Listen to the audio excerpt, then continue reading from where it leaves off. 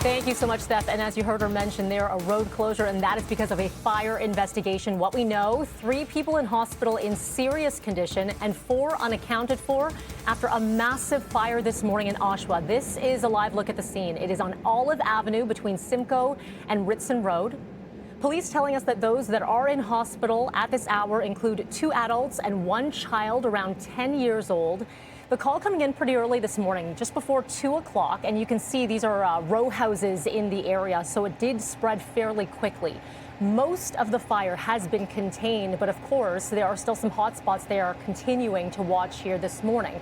We are expecting an update from, I believe the fire chief or media is supposed to attend at any moment now, so we're going to keep a very close eye on this developing story. As soon as they do arrive and provide an update to media, we'll dip in live.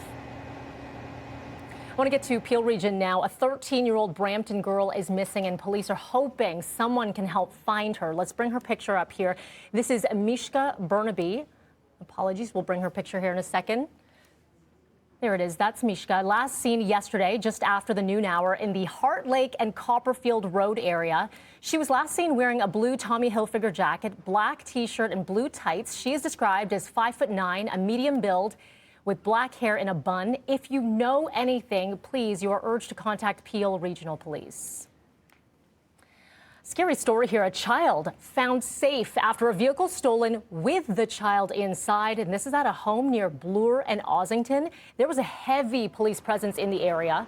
This SUV stolen around 10 o'clock last night while the owners were unloading their vehicle. It's not clear how old the child is, but police say they are under the age of 10. Let's get to COVID-19 now. Starting today, Ontario seniors 75 and older can book an appointment to get their vaccine. So far, appointments have been reserved solely for those 80 and up, but the province says at least 50% of residents in that age category have currently received their first dose. Also today, seniors 60 and older can book an appointment for the AstraZeneca shot at select pharmacies. Since Ontario launched their vaccine portal on March the 15th, over 239,000 vaccine appointments have been made.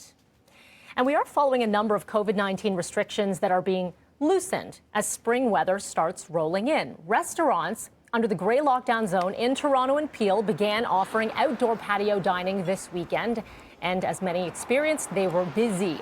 The province also increased indoor dining capacity in both red and orange zones. And a number of regions are also moving to different areas of the province's framework today, including Wellington, Dufferin, Guelph, now in the orange zone, and North Bay, Parry Sound, and Kingston, Frontenac, and Lennox, Addington moving now to yellow.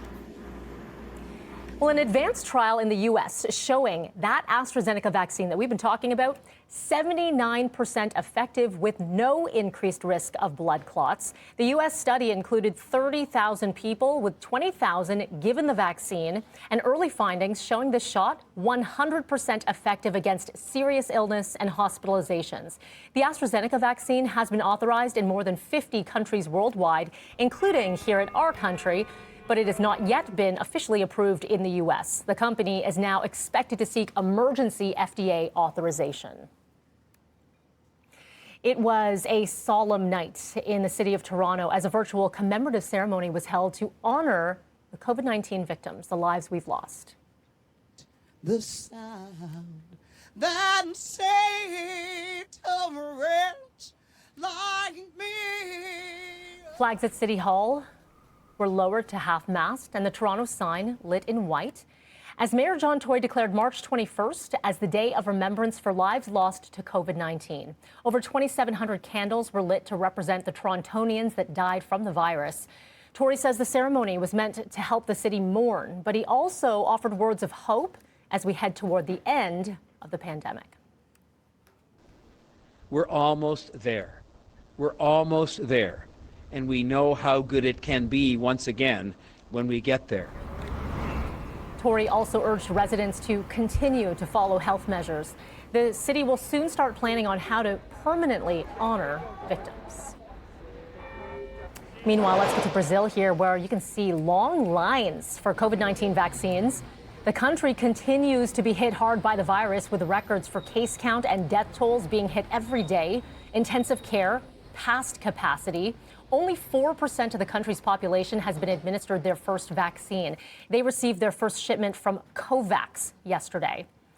And Paris, back under lockdown this morning after a surge of new COVID-19 cases. Residents are urged to get some fresh air, but are not able to go outside a 10-kilometer radius from their homes. All non-essential stores will also close, and residents won't be able to travel to other regions. The new restrictions will be in place for at least a month.